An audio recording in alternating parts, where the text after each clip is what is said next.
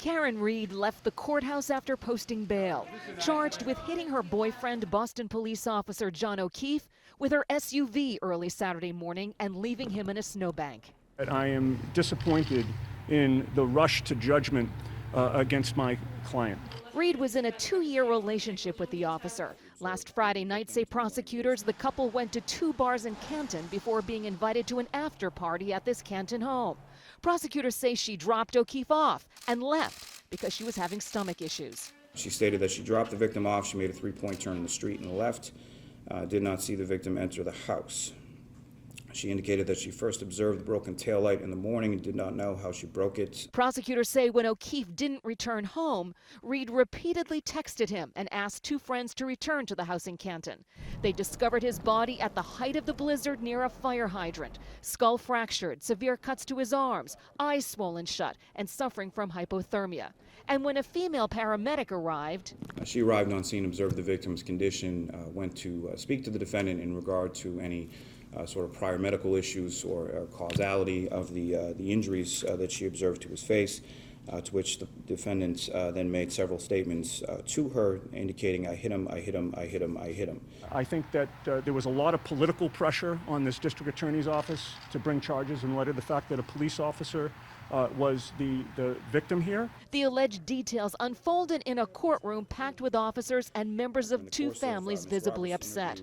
O'Keefe was the guardian of a niece and nephew, while Reed is an adjunct professor at Bentley University. Do you want to say anything? No comment. Neither family would speak as they left, but the head of the Boston Police Department says they're all trying to process this tragedy.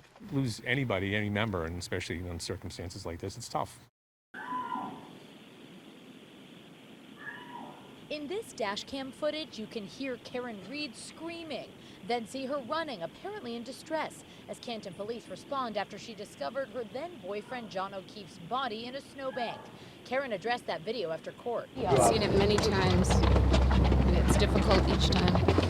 Prosecutors say Reed is the person who put O'Keefe there, hitting him with her car hours earlier and leaving him to die in the cold in January 2022.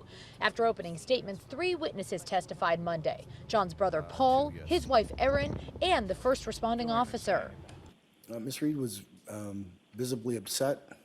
She kept saying, "This is all my fault. This is my fault. I did this." Then, in the early hours after John's body was discovered, his sister-in-law Erin described her phone calls with Karen Reed. Asked her, I said, what the hell happened last night? Erin O'Keefe told jurors she and Karen were very close, even that Reed confided in her a month earlier that she had caught John kissing another woman. But it was those comments following John's death that made Erin's head turn. She told me that she had to remember the bad times, which struck me as an odd comment to say. She said, I don't think I'm ever going to see you guys again. Remember, this is just the prosecution's case so far. If you ask Karen Reed's defense attorneys, they say Karen Reed was framed for a murder she did not commit. And on this first day, the defense team did not cross-examine any witnesses, but they will cross-examine that Canton police officer who testified first thing tomorrow morning. Thankful that we have the team we have. William Reed leaving court after the second day of testimony in his daughter's murder trial focused on what Karen Reed said after she found John O'Keefe's body lifeless in the snow. I hit him. I hit him. Is he dead? Each time she said, is he dead, what was her tone of voice? Screaming very loudly. First responders recounted seeing Reed with blood on her face after she gave John CPR. Then they say she admitted hitting him. But the defense team called police out for inaccuracies on reports from that day, asked why they never searched inside that house, and questioned them about another officer who allegedly brought a leaf blower and blew around the snow looking for evidence. You certainly didn't see 45 pieces of broken plastic or tail-like material, did you? No. Even one piece of broken plastic? I did not. Experts tell us while the defense spends time poking holes in the police response, the words Karen said immediately following the discovery of John's body are crucial to the prosecutor's case. I tend to believe that in that moment, Karen Reed's going to be more truthful than she would be 36 hours later, let's say, when sitting in front of a police officer and being interrogated, right? She's got more time to reflect. prosecution's theory, more time to sort of back off of what she said and try to distance herself from those remarks. But in the moment, it's pretty powerful that she was saying to first responders, I hit him. And Reed's defense lawyers also asked one of those paramedics if he thought John O'Keefe's injuries could be from something other than a car, like a fight, for example. He told them he couldn't say. A long day of testimony revisiting the tragic day a couple years ago that led to this. Karen Reed accused of killing her Boston police officer boyfriend John O'Keefe in 2022. With this SUV, jurors got an in-person look at when they visited the scene. The Canton home, where she allegedly hit him with the vehicle and left him in the driveway. Part of the interior removed. In the back, a broken light. Reed herself seemed upbeat about the jury field trip. We'll get a very good perspective. This was after a tense morning between her attorneys and Canton firefighter Katie McLaughlin. This photo showing the two together at the scene the morning after it happened. She said, I hit him. She repeated it. Reed's attorneys calling McLaughlin's credibility into question, bringing up her connection to the daughter of the Boston police officer who owned this home at the time where O'Keefe's body was found. I would say that we have mutual friends, so we might see each other occasionally because of mutual friends, but we don't have a one-on-one friendship. Other testimony focusing on Reed's demeanor at the scene. So frantic, paramedics thought she needed psychiatric help. Because she made threats against her life. Her emotional state was all over the place. Another firefighter said Reed told him she and O'Keefe had been fighting. She had said that they had gotten into an argument. She was sad because that was the last thing she had said to him. We know the truth. My daughter was factually innocent, and it's tough for me to hear some of this. Karen Reed herself did not join jurors for their trip to the scene in Canton. On the way out of court, she was asked if she would have wanted to. She said, no, I've already been there. You've got to get here, okay? Okay. Emotional moments inside court as the O'Keefe family listens to the 911 call from the early morning hours of January 29th, 2022. That call came from Jennifer McCabe when she, Karen Reed, and Kerry Roberts found John O'Keefe's body outside 34 Fairview Road in Canton. In the background, you can hear Karen screaming. And who's that in the background? Is that someone related? Okay, that's his girlfriend. No, I think she's passed away. Testimony revealed that Karen Reed became suicidal in the hours that followed. Her father called police on her. Threats to take her own life. Karen, what was it like for you to hear those 911 calls? I've heard those many times too, Christine. Okay. They're not easy, but they're revealing. Monday's witnesses focused mostly on an unusual and challenging police investigation in tough weather. Officers blowing the snow off of possible blood evidence, then collecting it in a neighbor's borrowed Solo cup and transporting it in a Stop and Shop bag. Also allegations from the defense that officers actually damaged Karen Reed's taillight in the investigation. During the removal process, that light was broken even more.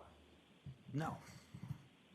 And the afternoon ended with Canton Sergeant Michael Lank on the stand, but without the jury present. He was testifying to a previous relationship with the homeowners at Fairview Road.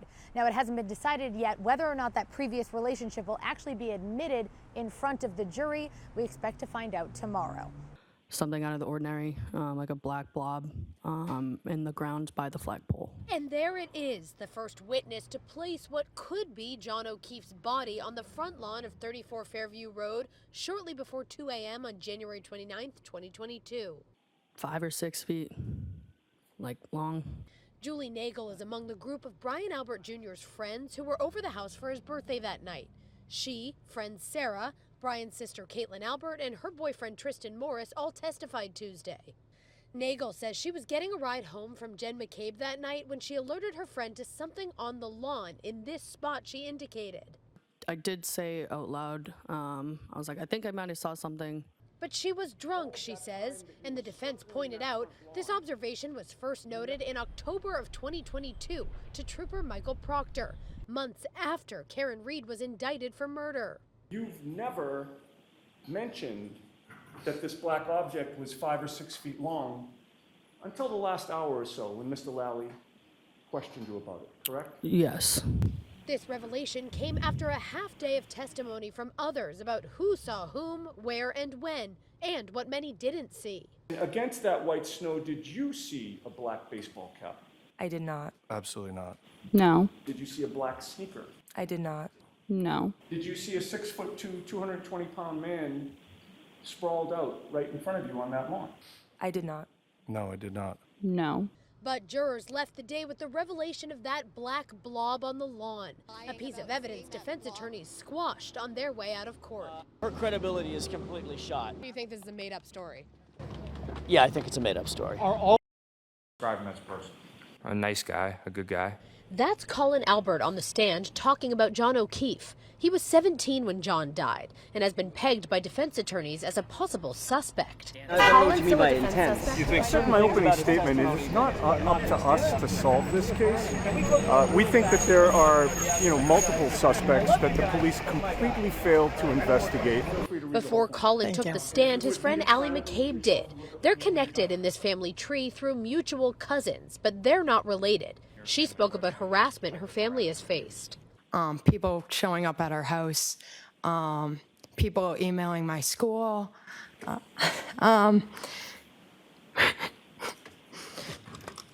Just like a lot of harassment.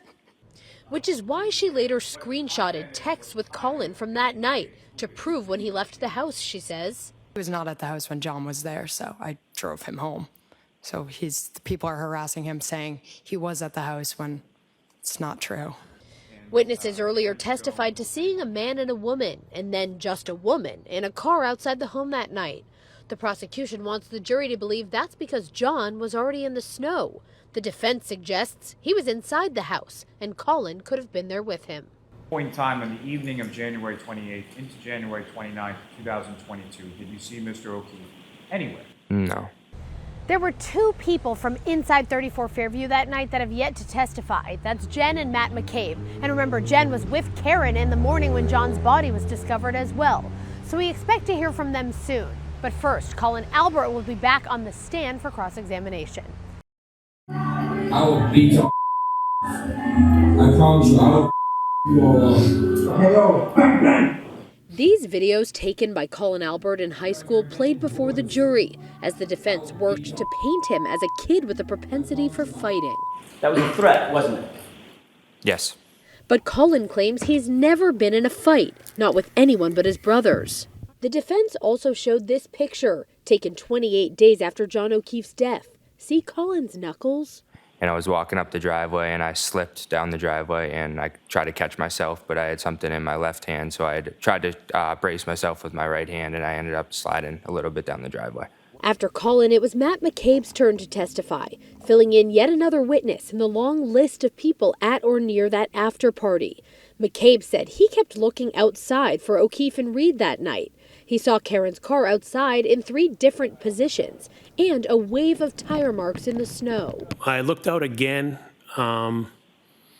because it'd been a few minutes. Again, 2, 3, 4 minutes. I'm not sure how long, but it'd been a few minutes, and we thought it was weird they hadn't come into the house. And they never did, he says. He didn't know why until the next morning. I woke up to screams in my bedroom. And Friday, jurors will find out why when Matt is on the stand again, followed by his wife, Jen McCabe. What do you hope to get out of Jen McCabe? Same thing I'm hoping to get out of every witness, a little bit of truth. So why does Jen McCabe's testimony matter so much? Well, she was one of 2 women who were with Karen Reed when John O'Keefe's body was discovered. Also, there's been some controversy around an alleged Google search Jen McCabe did regarding how long it takes to die in the cold. She grabbed my hands and she said, Google hypothermia, Google how long it takes to die in the cold. The Google search at the center of the defense's case, Jen McCabe says she made after 6 a.m. because Karen Reed told her to. The woman who discovered John O'Keefe's body with Karen told her version of the story Friday, starting with the early morning phone call from Karen. She tells me that John didn't come home, they got into a fight, and that she left him at the waterfall. But that didn't make sense, Jen said. She had seen Karen and John's car outside the 34 Fairview after party. Then on the phone, She was saying, did I hit him? Could I have hit him? And then she proceeded to say that she had a cracked taillight. so they went out to search. On the drive, Jen told jurors Karen was hysterical, talking about other women John O'Keefe had dated years prior. As they pulled near the house, Karen screamed, "There he is," and bolted out the car. The three women then discovered O'Keefe's lifeless body on the lawn, covered in snow. I saw Carrie wiping the snow off of John's face, and I could not believe that that was John laying there. Still hysterical, the women tried to warm John, performed CPR, and called 911. Once paramedics arrived, Jen McCabe told jurors Karen's words were clear. 3 times, I hit him, I hit him, I hit him. But Karen's attorney says Jen will have a lot to answer for when it's his turn to ask questions, including what time that Google search really happened. There are more holes in her story than a fishing net. Now, there is no court on Monday in this case, so cross-examination will take place first thing Tuesday morning. Karen Reed's attorney tells me he's not worried about all the time the jury has over the weekend to think about what they just heard. You're spinning all of this. Ma'am, I do a lot of things. Yeah. I don't spin. There's a judge here to make sure that I don't spin. I'm asking you a question. It's very direct. That tense and at times hostile back and forth defined the 4 hours of Jen McCabe's cross-examination Tuesday. McCabe was with Karen Reed when they found John O'Keefe's body. She testified that she heard Karen say she hit him. Testimony the defense says has changed over the years. Instead, lawyer Alan Jackson painted Jen as the orchestrator of the narrative told by her family and friends. Have you spoken to them about these events between then and now? About this case? Is that what you're asking? Yes, Ms. McCabe, I'm asking about this case. Of course, I speak to them all the time about the vicious harassment we are all receiving. Karen Reed's team accused McCabe of an off-the-books meeting with a Canton cop in the days after John's death. And the jury heard for the first time allegations that Jen deleted at least 6 calls she made to John O'Keefe between 12:29 and 12:50 that night. I believe I used the word butt dials. You claimed that every one of these calls was a butt dial. Is that right? Yes. Defense lawyers believe those deleted calls could provide reasonable doubt for the jury. Butt dialing is becoming a thing with the Albert clan. Like, how bizarre is that? And so you say John was in the house, his phone's missing, she's calling him to find his phone. That's certainly a reasonable interpretation, isn't it? The jury has yet to hear any cross-examination about that Google search Jen McCabe did about how long to die in the cold. She'll be back on the stand first thing Wednesday morning. Then Carrie Roberts is up next. What phrase did you put in your phone? I'm just asking you to say it. Why don't you show me it? The Google search at the heart of the defense's theory finally addressed as Jen McCabe finished up her 3 days of testimony. How long to die in the cold? Misspelled. According to phone data shown to the jury, it appears Jen Googled it at 2:27 a.m. before John O'Keefe's body was found. Then again at 6:23 and 6:24 a.m. But she says that 2 a.m. search never happened. Hoss long to die in cold. That sound familiar? Yeah, it's been everywhere. Why does that sound so familiar? Because you've put it out in social media. That exchange led to fireworks in court about so-called harassment at the hands of Free Karen Reed supporters, and a bond formed between Jen and the lead investigator's wife, Elizabeth Proctor. We received calls, people drive by our house. There was a rolling rally outside of my house where people just screamed at us. McCabe introducing the jury to the fanfare surrounding this case outside and addressing claims that she was the mastermind behind a cover-up. I never would have left John O'Keefe out in the cold to die because he was my friend that I loved. There were many tears on the stand Wednesday, some from John's good friend Carrie Roberts. Carrie tearfully watched dash camera video of that morning. She was with Jen McCabe and Karen after Reed called and told her John was dead and hadn't come home. Carrie drove them to 34 Fairview when she says Karen screamed and started kicking the door to get out of the car. And she ran over to a mound of snow. That mound of snow was John O'Keefe's buried body. I ran over and I dug his head out of the snow. Defendant responded, "You're hot." That text from Karen Reed began a couple of weeks of flirtation in January 2022. And for 1 hour Friday, jurors listened to dozens of the messages. You know, I'm not proud of these text messages. Brian Higgins, an ATF agent who worked out of Canton PD, recounting a texting relationship with Karen in the weeks leading up to John O'Keefe's death and their one physical romantic interaction. The defendant kissed me, And how did she kiss you? not like a friend. Lip to lip, is that fair to say? Yes, Like a romantic kiss? that's the way I interpreted it. Then the text continued, Karen confiding that her relationship with John was deteriorating, that she claimed to have seen John kiss another woman on their New Year's vacation, and that she struggled helping raise his kids. Because I went from being solo to trying to give attention to kids who aren't mine, and I never wanted kids. The two went through a lull for about a week. Then Higgins fired off a text at the waterfall that night and received this text back from Karen shortly before noon on January 29th. John died. Then fireworks at the end of the day as defense attorneys accused him of destroying his phone. You've destroyed that phone, haven't you? No, I threw the phone away. Well, that's destroying the phone, isn't it? Brian Higgins will be back on the stand first thing Tuesday morning. And Tuesday is the only day of court in this case next week. Also of note, defense attorney Alan Jackson will not be present on Tuesday. No, what I testified to was that it's... Did you take the SIM card out of your phone, yes or no? I don't know. A contentious cross-examination with Brian Higgins, defense attorneys asking why he extracted his texts with Karen Reed and John O'Keefe, then removed and broke his SIM card and dumped his phone in a military base trash, despite a preservation request. Higgins said he was concerned about people who had gotten his personal number, and the phone didn't mean much to him. I'm divorced. I don't have kids. I didn't have the typical memories that somebody would have had. Higgins, who previously testified to a flirty relationship with Karen, was one of 8 witnesses on the stand in a long day of testimony Tuesday. Among the group, a number of medical professionals and forensic experts who told the jury their tests put Karen's blood alcohol above the legal limit that day, with what defense attorneys called unreliable testing. If Ms. Reed drank alcohol after 12:45 a.m. and before her blood was drawn at 9:08 a.m., your entire calculation would be invalid. Yeah. Some highly anticipated testimony was off camera.